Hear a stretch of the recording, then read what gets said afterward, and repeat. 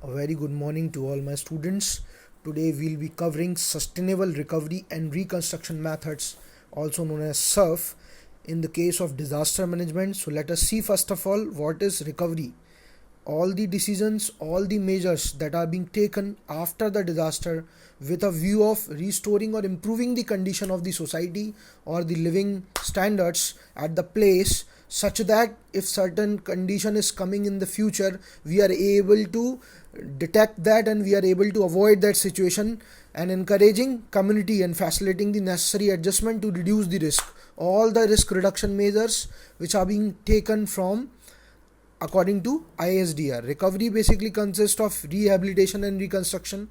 This is, recovery talks about reconstruction method, rehabilitation method. How do we rehabilitate at that place? How we do the reconstruction at that place where the disaster has been stricken.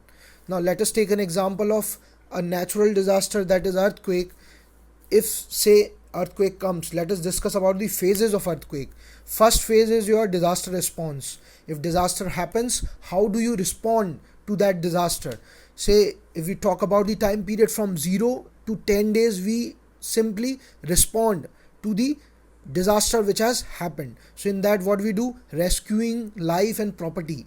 We do the operations which are related with the rescuing of life of the person or the properties. So this goes on in the first stage of the natural disaster or any kind of disaster. Then from you can say disaster relief, it comes from 0th day to 25th day. So disaster relief goes on, and in this what comes, cash grants, food reliefs, restoring critical public services, temporary environment generation, emergency need assessment. So all this thing comes under the disaster relief. It is being carried out simultaneously with disaster response, and it goes on up to the 25th day. Damage and loss assessment, that we do after the disaster response. What are the damages that has happened? What is the loss of physical damage? What is economic loss? What is the impact of the disaster? How do we manage the risk of the disaster? Baseline data, all the data we collect from 48th day to say 45th day. Then recovery and reconstruction. Your recovery and reconstruction is started parallelly with the disaster relief, in that we talk about cash grant, asset replacement, temporary employment for the people living there, infrastructure projects, microfinance project, medium and long term planning. We talk all about that. Risk reduction, that it is a continuous process.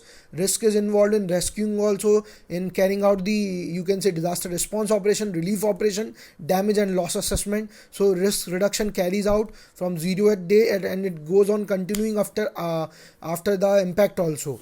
Development, we talk about the development, after we make the damage and loss assessment. So development comprises of local resource based infrastructure development, regular microfinancing project, local baseline studies, counseling the local government, whatever we can do for the development of that place which is affected by the disaster. So we need to settle out the life, we need to bring life at a normal situation. So all this comes under the development phase. Now we'll be talking about SURF framework. What is the sustainable recovery reconstruction framework? It comprises of vision.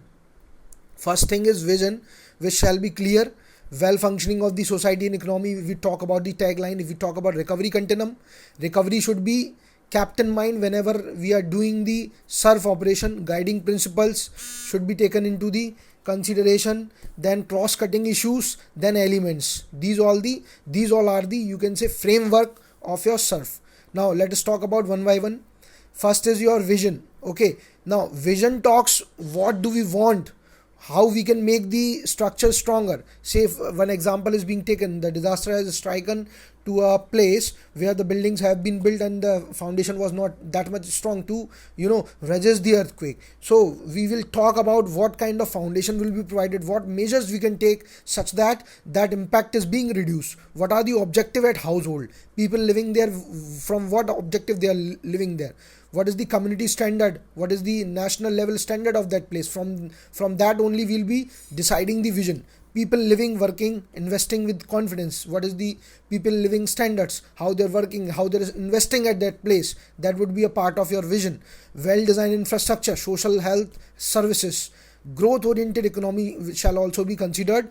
Reduced vulnerability shall also be considered. So let us take an example. Example is taken of Cope destruction that took place in Hogo. So at that place, initially the structure was like that, and it was not having the pre-planned strengthenedness. So after the earthquake, the huge structures being built, all the measures were being taken into the consideration. Okay, so target completion time for this project was 2005. Five pillars of the visions are quite popular. Welfare of the society shall be considered, rich culture shall be considered, growing industry shall be considered, disaster resistance shall be considered, multi-centered urban development shall be considered. Now, what are the guiding principles for the recovery? Transfer of lessons. See, each and every disaster, it's kind of unique disasters. So every kind of disaster has got something special in that. So we need to learn the lesson from any kind of disaster which is happening at a place, and we should be aware about the future situation. Government led with international support. Somewhere if the situation is quite bad, we need to consider the international supports also. Local participation shall also be done. Local people shall be made aware of the situation, and they shall participate in order to reduce the risk, in order to mitigate the risk associated with the disaster. Local participation, say example, in Gujarat earthquake, people provided the local participation, and they were being provided the financial assessment with the government, and the society also helped in the reoccurring recovery of that place. Guiding principle for recovery also talk about capacity and institution building, policy making. Focal point institutions were being set up after the 1998 tragedy. In 2005 your disaster management act was framed. In that, certain provisions are being made for NDM, NIDM, and your NDRF. These all teams were being set up. Policies are introduced. In Japan, seismic refooting act was introduced. In Gujarat, earthquake rehabilitation plan was set up. In Turkey, say compulsory insurance for residential building were being made. These were the consequences in the different states, different places where the earthquake or natural disaster strike. First of all, let us consider our risk reduction measures. In the past, we used to talk about reactiveness. Now we are proactive. In the past, we was talking about recovery. Now we talk about mitigation. Wait and see was our point. Now we anticipate and prevent the thing to happen. Crisis management we used to do. Now we are talking about risk management. Ad hoc efforts were being made. Comprehensive approach now we follow. Develop at risk. Sustainable development is now talk about. Now we talk about sustainable development. Element of risk recovery. Joint damage and loss assessment. This is important. We talk about the damages, what are being happening at that place. We talk about the loss assessment. We make the certain provisions for that purpose. Now strategic planning is also important. Strategic planning in case of say Gujarat is being done. The map of the Gujarat is being divided into traffic concession area, plots that have no proper access, no hierarchy streets, traditional market on a specific street. From that we can identify where the risk is more, how to reach there, how to carry out the rescue operation, how to plan certain things which are beneficial for the purpose of reduction in the impact of the disaster. Now element of recovery process also consists of resource mobilization. Resource mobilization is also important. We need to collect the finance, we need to transfer the risk, we need to provide the public private partnership also whenever it is needed. Public private partnership is encouraging the public authority to work with the government, and they should give their finance for the purpose of development of the project. Say road project is there the public authority gives its finance, and they take over the rights for certain years, and they collect the tolls. Okay, after when they get their amount and get their interest, they go from that place. Okay, human capacity is also important. Humans shall be made aware about the risk, and risk assessment and risk reduction shall be taught to them. Logistic capacity shall also be important. What are the rescue logistic that we need to collect at the time of disaster? Van is required, boat is required, helicopter is required for the rescue operation. All shall be kept in mind. Elements of recovery process, basic services and social protection shall be there.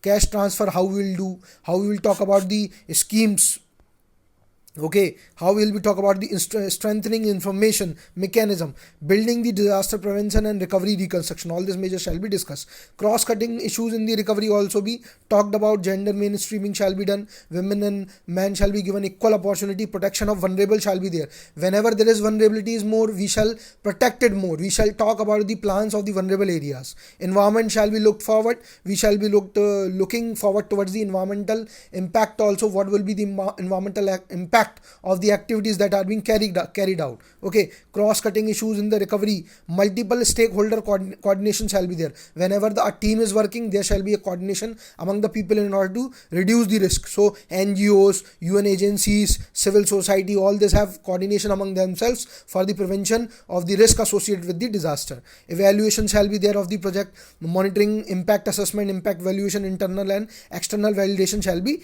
done. Disaster recovery reconstruction is a core expertise of World Bank. World Bank also provide fund for the purpose of disaster risk assessment, for the purpose of disaster rescue and relief operation. Total lending amount in 1984 to 2005 is say 8.1 billion for earthquake and volcano. For flood, storm and others, 8.9 billion. That is amount that is being sanctioned through the World Bank. Type of assessment, damage and loss assessment shall be done. Recovery and reconstruction shall be done. Disaster prevention shall be done. Emergency preparedness shall be there. All those measures which are taken to reduce the impact of risk shall be taken into the consideration. Thank you everyone. If you have any doubt, you can ask to the mail.